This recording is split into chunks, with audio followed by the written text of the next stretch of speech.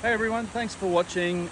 We did our lake service last week and we got heaps of comments and lots of people inquiring about what we're doing on site and how we're going about it. So myself and the media team thought that we'd address some of the questions and have a talk about the lake maintenance, because lots of people are interested in this and they're interested in many aspects of how to maintain the site when there's not a festival on. So we thought we'd just run through a couple of quick questions and answer them.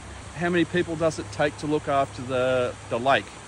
Two different types of service on the lake. So there's a minor service every year and a major service every second year.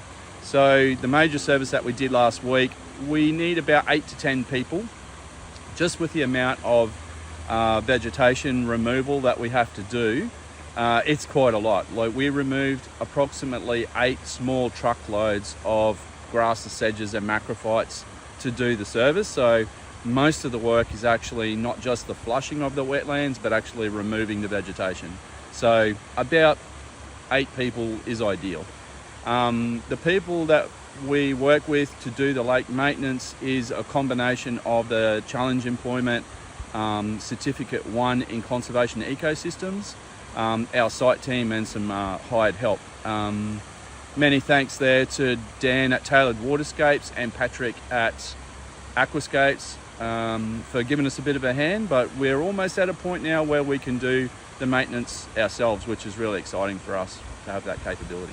Another great question was where does the dirty water go after we flush it out of the wetlands? So a little picture will come up on your screen there of the silt trap that we've got there to capture the heavy sediment, and we pump the rest of the water just below into season camping there across the grass flat to capture all the water and have it just pretty much dry out across the paddock out there. So all the dirty water is captured on site there, it doesn't run off at all. So, the next question is what happens to the aquatic marine life that's caught up in the wetlands up there when we do the service? Is a great question, because we do get quite a lot up there of shrimp and yabbies and small fish. So we try and transfer as much of that as we can and transfer it into the main lake, so they get to swim down in the big lake from up in the wetland up there, and then within a year they're all back up in there again, thriving. So yeah, there's quite a lot up there that we need to capture and sort of hand remove and move into the main lake. Okay, the next question is what equipment do we need to maintain a lake of this size? Pretty much we need a lot of hand clippers and hand tools to remove all of the macrophytes and the sedges out there. There's quite a lot to remove, so mostly hand tools. We use about 8 pumps, so we hire in some pumps, flex drive motor pumps, which are 2-inch pumps, and we Woodford own quite a few pumps as well, 3-inch pumps to flush the wetlands. So mostly it's our own equipment that we have, and we hire a little bit of equipment as well. The other question is what are the main changes that we see after the lake service has been done? I mean, there'll be a couple of photos come up onto your screen there before and after as well. The main thing that we notice is the massive amount of the wetland that we can see afterwards, because the plants have been cut back. So the sunlight gets into those wetlands a lot better now, and we can see what's happening with the water up there and make sure everything's moving around well. But the main thing that we see is the clarity of the water coming out of the wetlands, which is great for the water quality. So to top up the lake after we do the service, we lose quite a lot of water when we do the flush.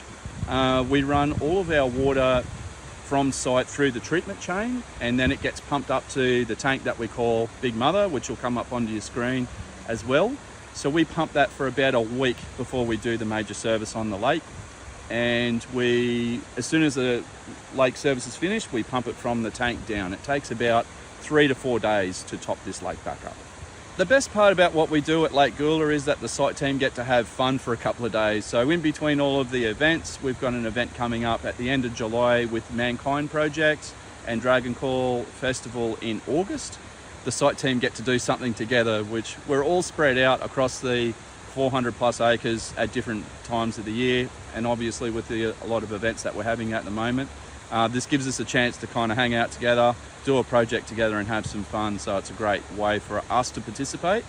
And if you want to get involved, you can jump onto the Woodford website and jump into the weekend there, and you can send an email to us at conservatory@woodfordia.com, and you can too can come out and get involved too if you want.